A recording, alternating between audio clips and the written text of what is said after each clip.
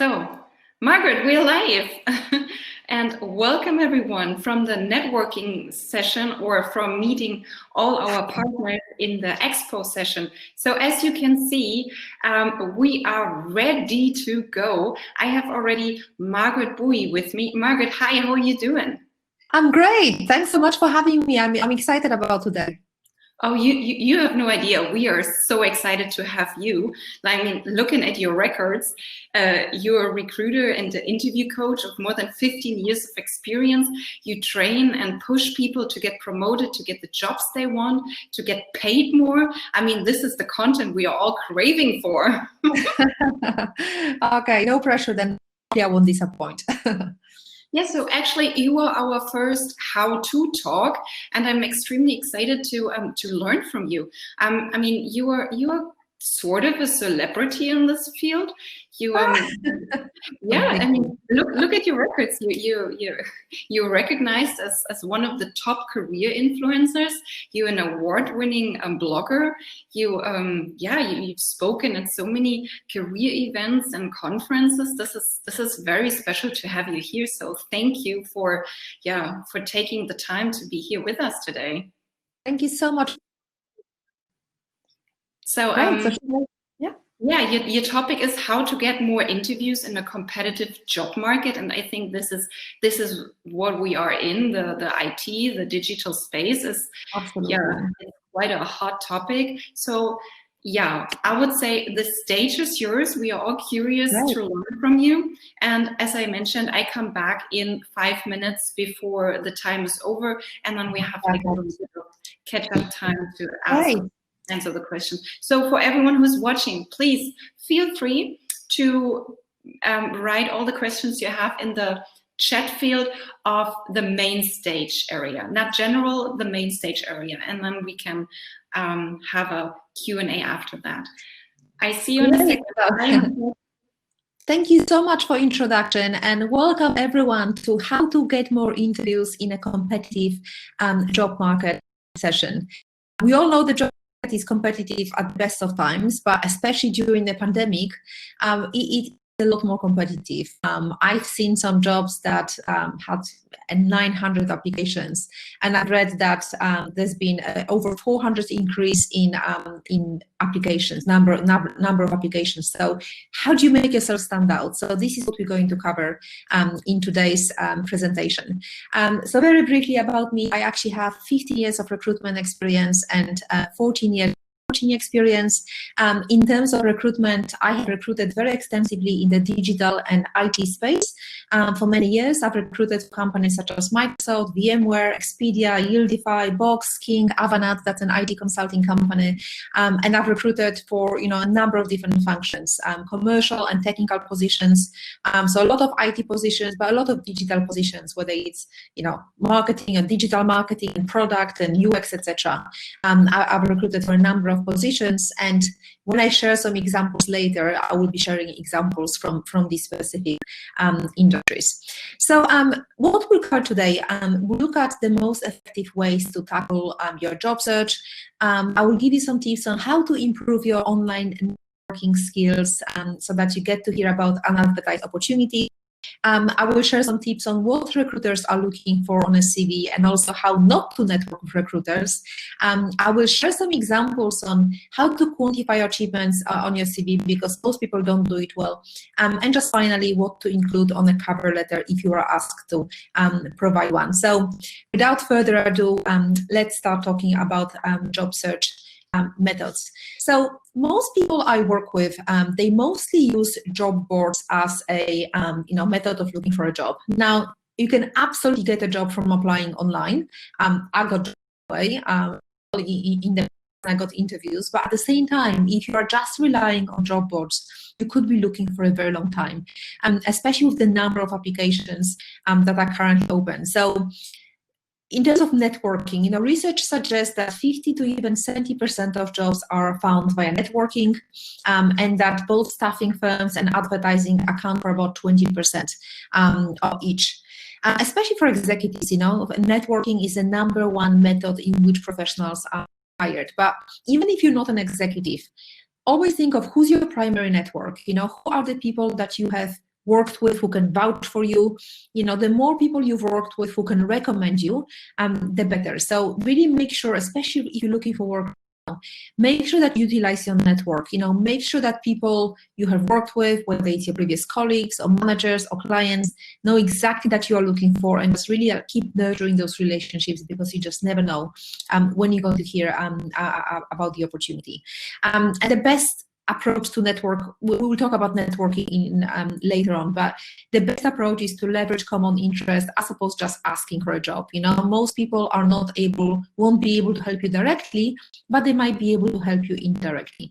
And people are usually only to help if you don't know particularly.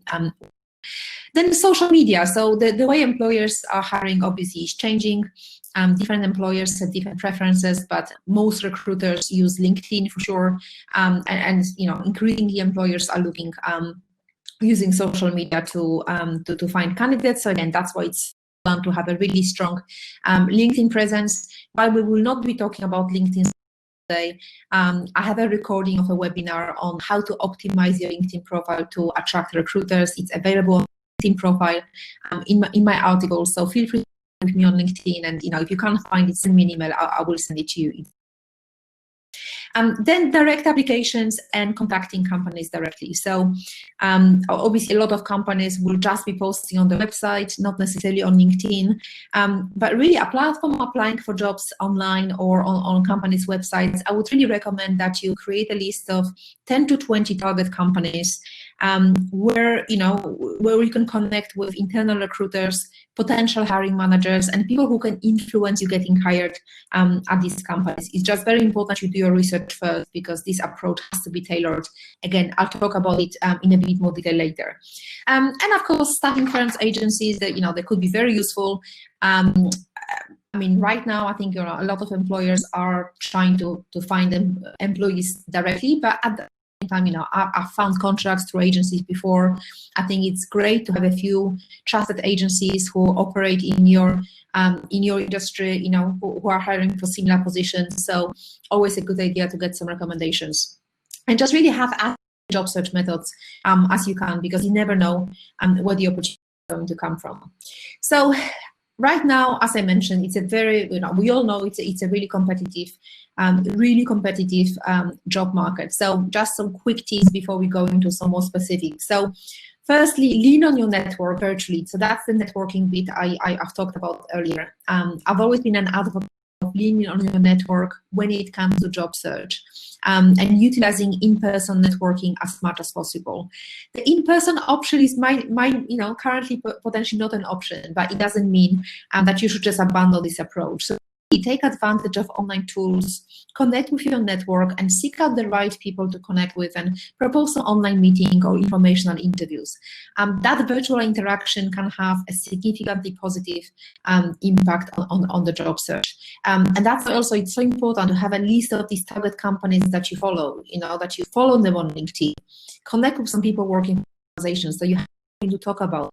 Maybe you can refer to something they posted, and you have something in common that you can contact them about. Then also prepare your job search tools. So that's defining your job search target, gathering a list of companies that you are interested in, identifying decision makers, developing some outreach templates. Again, I've got templates on my LinkedIn profile that you can find in my articles. Creating a tailored CV or resume that's tailored single position. That's very important. Again, we'll talk about that later. Building a fully branded, well-branded, fully complete LinkedIn profile. Just because your LinkedIn profile is complete doesn't mean it's optimized. So you really need to be open to recruiters on the platform. You also really need to have a strong headline with the right keywords. You need to have a strong summary section, and also the keywords from the descriptions. It's also very important that you don't just apply online. If you rely on applying, honestly, you could for a very long, because it's quite frustrating, because I see jobs that apparently they close, but then the companies keep advertising them for months on end. You don't know. Often by the time you apply, the company might already be on the final interview stage. Think about the problems that companies are facing as well, and be ready to offer solutions. So try to decode the job listings and emphasize the most valuable qualifications in your summary section or in your cover letter. And really, be ready to offer solutions. It's a challenging time for companies as well as people who are looking for work. You can show the hiring manager that you've got what it takes to help the company succeed. You will increase your chances of getting hired. Personal branding is also more than ever. So what shows up when someone goes name, when they look you up on LinkedIn, the way you show up online matters. So if you want to stand out, you need to control your online presence. So not involved online, start doing that now. Write posts on LinkedIn or blog on medium.com or engage in general, because that's how you're going to get noticed. And also make an effort to stay positive. I know it's a really, really challenging time for a lot of people. I typically do recruitment and coaching. My last recruitment contract ended in April, and it's only now that I have, interviews or things that actually interest me. It's been a very challenging time because the job market was pretty dead for the positions I was interested in. So I know how hard it might be, just to wait for the right opportunity. But when those, negative feelings start to creep in, just remember as many of your past successes and wins as you can. So where were you, what were you doing? Because that will trick your brain into thinking that those same experiences are happening now, and it will help to realize you. And also ask questions, so instead of asking yourself, why didn't I get the job? What did I do to be made redundant? Ask yourself what and how. So your focus is redirected to solutions approach. So ask yourself, what can I do better next time? How can I really nail an interview specific company? And also self-care is important, especially now in this lockdown situation, so eating healthy and exercising and looking after yourself very well. And being patient is really the final one. It might be the hardest part because patience during the job search is never easy. But right now, given the conditions of the market, the process is often taking a lot longer. So if you enter an interviewing process, be sure to ask your point of contact for the expected timeline of the next step. However, a very good thing about looking for a job in November and December is that the jobs open now, they are typically urgent, and employers want to fill them before Christmas. So if you're thinking, no one is hiring now, Christmas is coming, I'll wait till January, really don't, because the jobs that are open now, they are urgent. Most employers, if they could wait till January, they would have waited till January. So now is honestly a really good time to start looking. Of course, hiring goes down from mid-December to mid-January, but it's a really good time to look forward right now. So how to improve your online networking skills? It's sometimes asked if it's worth trying to network during a major recession, or if it's maybe insensitive to ask for help right now, because so many people are overwhelmed and stressed. A lot of my friends who are working right now, they're literally doing like 2 or 3 people and working really long hours. So it's true that many people are in a major transition right now, and the pandemic is affecting everyone, maybe in different ways. And maybe the professional reach out to, they could be overwhelmed, and maybe they have more on the to-do list that they can handle. So asking someone you don't have any relationship with, to invest a social capital in you might come across as potentially tone deaf. So to start with, I would really recommend contacting people that you already have established relationships with, even if you haven't spoken to them for a while. So, could be previous colleagues, family, or friends. You honestly might not be aware of who do you know who could be looking for someone just like you. And many opportunities will come from your second or third level contracts introduced by a primary contact. I remember a few years ago, I mentioned to someone completely random who I used to work with what I'm looking for, and 3 days later she sent me this opportunity. It actually was on LinkedIn, but I haven't seen it. And anyway, cut the long story short, I got the job, applied, and ended up working there for 3 years. So you just never know where it's going to come from. So many job seekers overlook the people in their own backyard because they think, they're not in the same industry, or they don't believe that they can help. But even though they might not have a job for you as such, you just never know who they know, or who are the other people that they know who might have access to these opportunities. So really one biggest mistakes, networking mistakes, is to think that you have to start with distant strangers. Someone just takes one conversation with someone about your career goal, that will make you hear about the specific opportunity. So while you should start with people you know, or connect with dormant contacts, maybe people you've worked with before, I would still recommend that you request informational interviews with some people who might be strangers working in your target companies. I will actually share a template of what you can say, so feel free to take a screenshot of that at a later stage. Just don't interrogate people about their careers. Like, you're really asking for information, not for a job, and create a space for making your questions and conversations as comfortable as possible. So prepare and ask them specific questions. But in general, your best contacts will be insiders within the organizations, and always better to ask for information as opposed to asking for a job, unless you're actually talking to the recruiter. So, what you might ask when you talk to someone is how the industry is doing, the industry, what the company that they work for is like to work for, if they know of any relevant openings, or even for the name of the decision maker who would hire someone like you, even if the person is not hiring at present. I mean, would you do it in the first email exchange? Probably not, but you can do that when you speak to them. And yes, don't ask them to directly help you find a job, because it just puts too much pressure on people. I get so many emails from random people who are like, oh, I'm looking for a job, but they haven't even clearly checked what I do. So yeah, ask them more for information, and definitely don't just talk about yourself. So basic networking email rules: whether you email someone, send a message on LinkedIn, don't ask for too much too soon.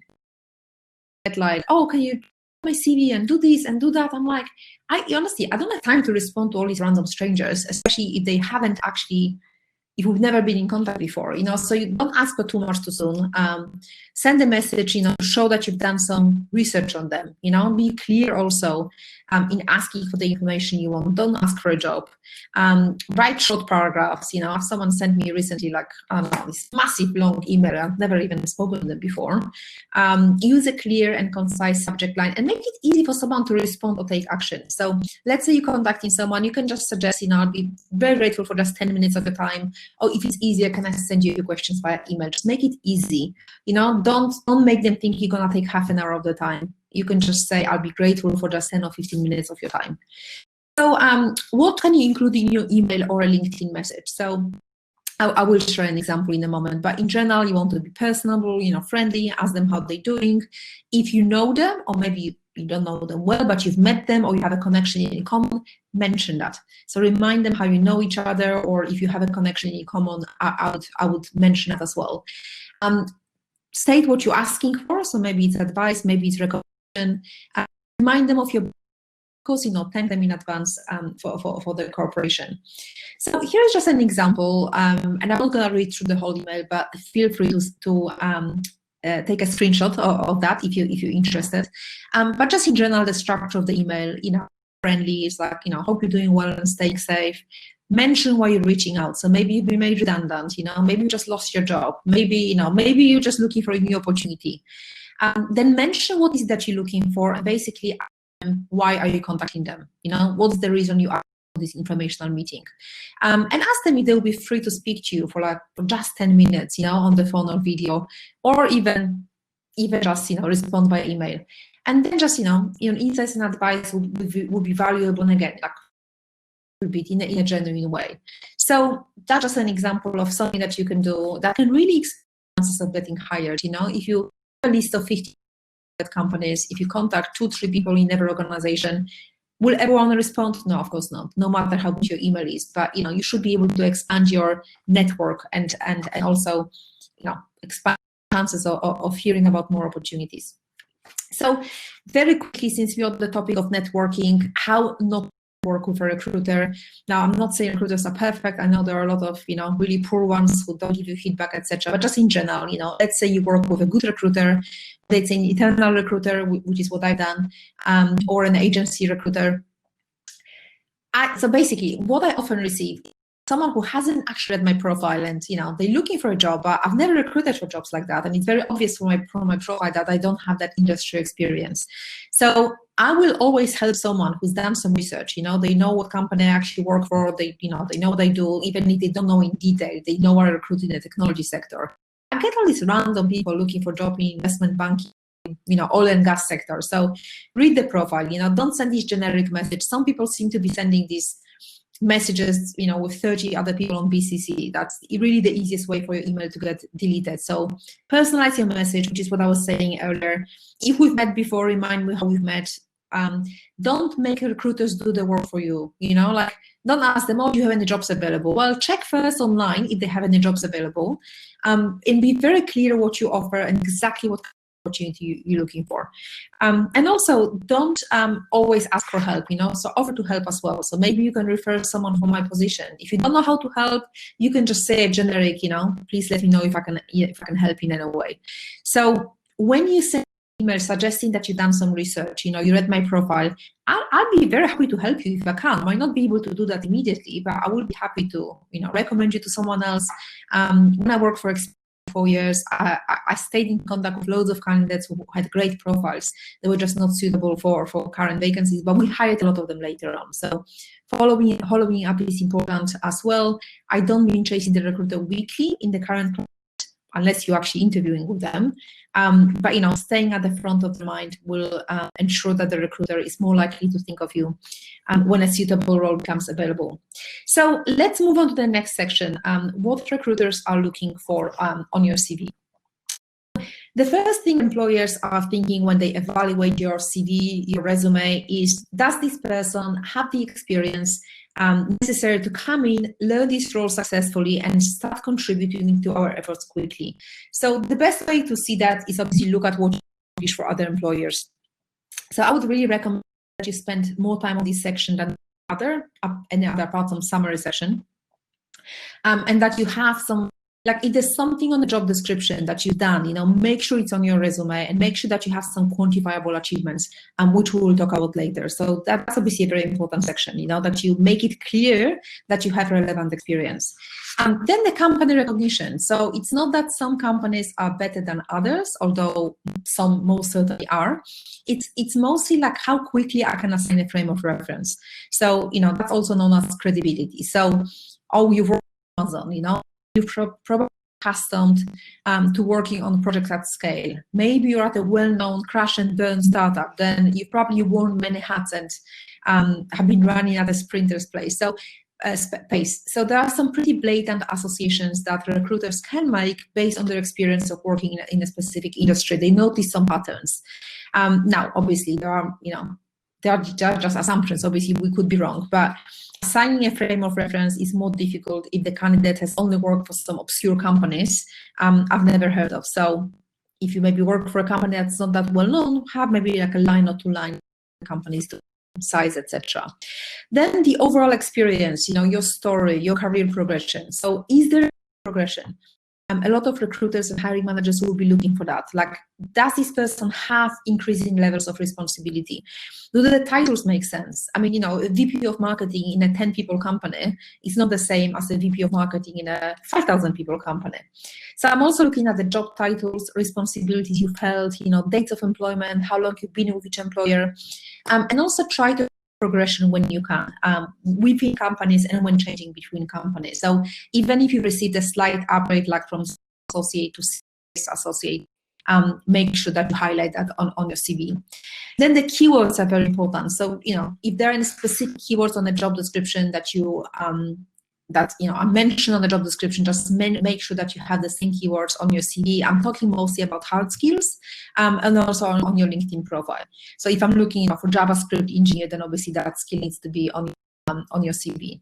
Then overall organization, you know, that's spelling, grammar, ease of use, you know, ability to clearly present ideas, and personal online footprint as well. So that's not necessary, but if you have links to your Twitter or GitHub or LinkedIn, you know, I'm going to look. So just make sure that you don't have any pictures or information online that could put you in a negative light. So think I have a few more minutes. So how do you list achievements? So I think most people are aware of the STAR format of listing achievements.